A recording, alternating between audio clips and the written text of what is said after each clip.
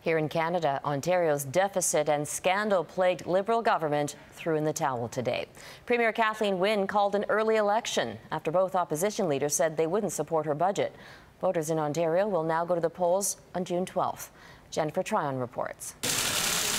Instead of facing a vote of non-confidence, Ontario's unelected premier opted to face voters. Are you asking me to bet on my chances? The polls have the Liberals still on top, but the provincial NDP saw their chance and took it. Yesterday's budget won't pass, not because it doesn't appeal to the NDP opposition, but as political punishment for a term filled with scandal, reckless spending, and cover-ups. You don't expect to see your tax dollars wasted. And the longer the opposition waits to remind voters, the more chance the government has to redeem itself. And the NDP doesn't want Ontarians to forget that $1 billion went down the drain during the e-health scandal.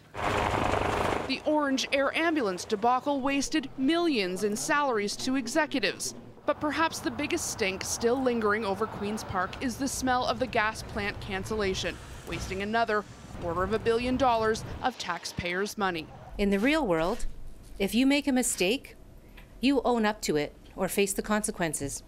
At Queen's Park, you wipe the hard drive and hope you can get away with it. Wynne inherited the mess. Yes, she was part of the caucus, but she took on the leadership only after Dalton McGuinty threw in the towel. Wynne was careful to distance herself today from her former boss. I am Kathleen Wynne, and I am running in this election. If Dalton McGuinty were in charge today, it's very unlikely that they would have anything like they do now in the polls. They're leading in the polls, despite the fact that one might think because of these scandals they'd be eminently beatable. I think I've had enough of the Liberals and their sort of sense of entitlement to do as they wish with the provincial finances.